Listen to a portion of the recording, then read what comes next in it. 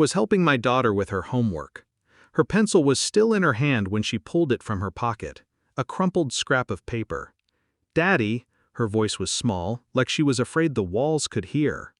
"A man gave this to me, at the park. He said he knows Mommy very well. And," she glanced toward the kitchen, "he told me to give it to you when she wasn't around." The paper felt damp from her palm. My fingers smoothed the wrinkles, but the words were enough to make my throat dry. "You deserve to know the truth." No signature, no explanation, just an address. I stood up, scooped her into my arms. My voice stayed calm, too calm, as I told her we were going out for ice cream. We didn't stop for ice cream. We didn't stop at all. The paper stayed in my pocket, its weight growing heavier with every step away from home. The address led to an apartment building in a part of the city my wife never had a reason to visit, or so I thought. The hallway smelled of cigarettes and cheap perfume. A door halfway down stood slightly open. A man's voice laughed from inside, deep, comfortable. I didn't go in, I didn't knock. I just stood there, letting my mind arrange the pieces I didn't want to see. Her sudden late meetings, her phone turning face down every time it buzzed, the scent on her clothes that wasn't her perfume. I left without making a sound, walked down the hall like I was sleepwalking. My daughter's head rested against my shoulder, oblivious.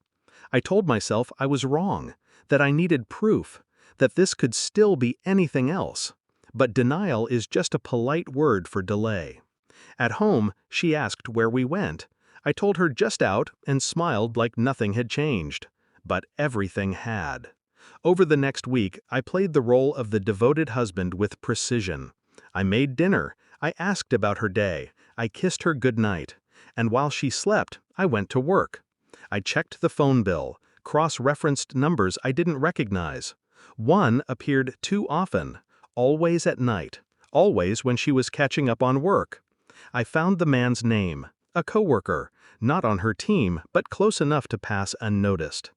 I installed a small GPS tracker in her car, a silent witness in her glove compartment. Watched her path light up on my screen. Tuesday, 7:48 p.m. She drove straight to the same address on that crumpled paper. When she came home later, I asked about her meeting. She told me it went well. I nodded, letting her believe I was still blind. The anger never rose to the surface. I kept it locked away, studying her the way a chess player studies the board, 3 moves ahead, unblinking. 2 weeks later, the truth arrived in the form of photographs. A private investigator doesn't hesitate to capture what the heart refuses to imagine. The images were clear. Her hand in his, her mouth on his, her body against his in the doorway of that apartment. I stared at them for an hour, not because I needed more time to believe. Belief came instantly. I just wanted to burn every trace of feeling before the confrontation. That night, I placed the envelope on the kitchen table while she poured herself a glass of wine. "What's this?" she asked, already reaching for it. I didn't answer. I watched her open it, watched the color drain from her face. Her lips parted to speak, but I spoke first. "How long?" She didn't answer the question. She started with excuses, fragments. I didn't hear them. I just watched. And for the first time in weeks, I felt calm. The next morning, I was already gone before she woke. She found the note in my place at the table. "You can have him, I'm taking her." By the time she read it, I was already halfway across the city with our daughter. Not hiding, just gone from the house that had been rotting beneath us. I had spoken to a lawyer, I had copies of the photographs, I had timestamps, call logs, GPS records. It wasn't rage, it was preparation. When she called, I let it ring. When she texted, I deleted without reading.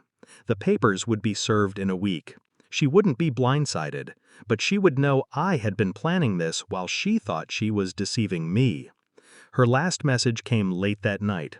"Please, can we talk?" I powered off the phone. A month later, she tried to explain. She cried. She blamed loneliness, confusion, mistakes. I didn't respond. It's not that I couldn't forgive, it's that I didn't want to. The truth had burned away everything soft in me where she was concerned.